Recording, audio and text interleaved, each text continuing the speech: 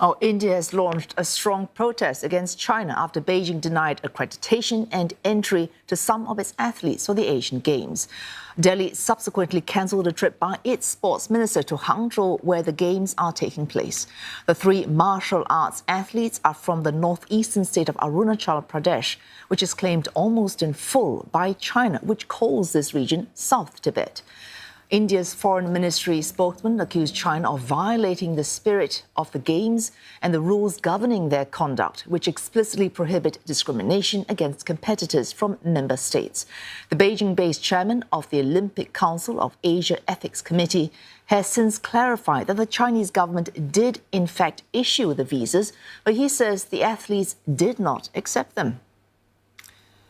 And for more, Rebecca Bundan joins us live from Mumbai. Rebecca, some confusion, dispute there over whether visas were issued and whether they were accepted. So who is to blame for this? But apart from that, however you want to see this, India will see this issue as a statement from China over territory.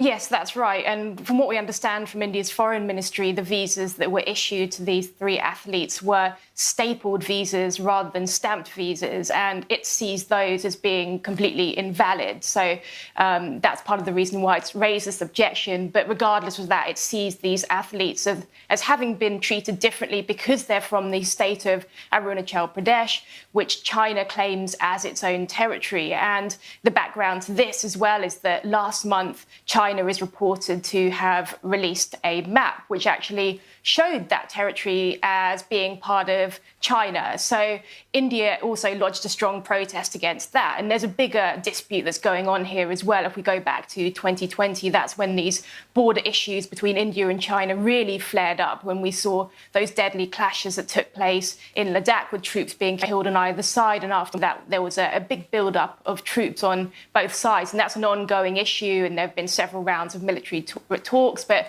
that has yet to be resolved. So really, this latest issue with these visas and whatever happened, the fact that these athletes, India says, were treated differently, that's enough for India to believe that this is a move by China to lay claim to its territory, and it's voicing its concerns. It's lodged that protest. This is an issue that's part of that bigger story. India, of course, involved in another diplomatic tangle right now with Canada. Well, it says the latest line is it is willing to look at specific detail on Canada's allegations, but is accusing Canada of failing to provide those details. Are there any further updates to this ongoing story?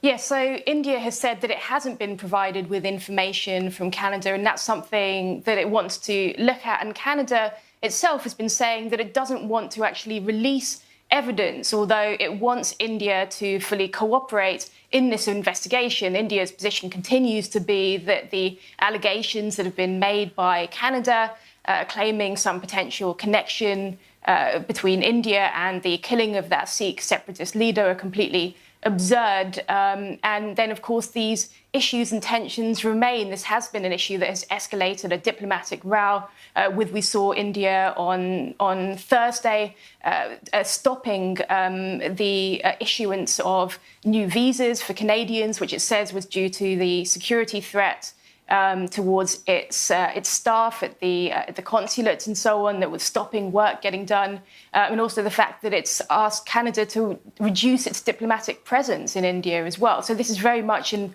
ongoing row between the two sides. Thanks for that, Rebecca Bundan. All those details reporting live from Mumbai.